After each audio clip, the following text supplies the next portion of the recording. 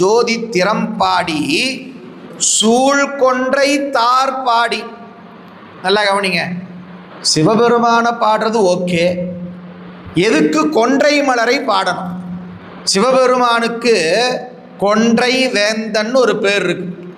அவ்வை பாடியிருக்கால நீதி நூல், அது சிவபெருமானை மனதில் வைத்து பாடப்பட்டது தான். அதனால தான் அந்த நூலுக்கு கொன்றை வேந்தன் பேர். கொன்றை வேந்தன் என்றால் யார் அப்படின்னா சிவபெருமான் தான் கொன்றை வேந்தன். ஏன் கொன்றைக்கு அவ்வளவு சிறப்பு? கொன்றையை பார்த்துருக்கோம் இல்லையா? கொன்றை எப்படி இருக்கும்? பொன்னிறமாக இருக்கும். சிவபெருமானுடைய நிறம் என்ன? பொன்னிறம். சிவபெருமானுக்கு எத்தனை முகம்? 5 முகம். கொன்றை பூவை கவனித்து பார்த்தீங்கன்னா அது 5 இதழ் தான் இருக்கும். 5 இதழ் தான் அந்த கொன்றை பூவில் இருக்கும். சிவபெருமான் நுட்பமாக எப்படி இருப்பார்? ஓம்காரமாய் நின்ற மெய்யா விமலா படிக்கிறோமா இல்லையா? இறைவன் ஓம்கார வடிவாக இருக்கிறான். கொன்றை பூவோட உள் பக்கத்தை கவனிச்சுக்கிட்டு அதில் ஓம் என்ற பிரணவம் தெரியும். யாராவது பார்த்துருக்கோமா? பார்க்கணும். அந்த ஞானக்கண் கொண்டு அப்படி பார்த்தோம்னா, கொன்றைப்பூவை கொஞ்சம் கூர்ந்து கவனித்தோம்னா, கொன்றைப்பூவினுடைய புற இதழ் 5 இதழாக இருக்கும். கொன்றைப்பூவினுடைய அக இதழ் ஓம் என்ற பிரணவ வடிவத்தில் இருக்கும்.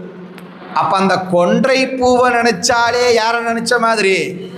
5 முகமும் ஓம்கார வடிவிலனாக விளங்கக்கூடிய சிவம் இந்த கொன்றைப்பூ அப்படின்னு நினைச்சு கொன்றைப்பூவை பாடினாங்களாமா. கொன்றைப்பூவை பாடுவதன் வாயிலாக சிவத்தை பாடுகிறார்கள் என்பதும் அங்கே பொருளாகிறது. அதில் அப்படியே மாலை கட்டி போட்ட எப்படி இருக்கும்? கொன்றை மாலை. சாமிக்கு ரொம்ப பிடிச்ச மாலை கொன்றை மாலை. அது அப்படியே அந்த கொன்றை மாலை நினச்சி பாடுறாங்களாமா.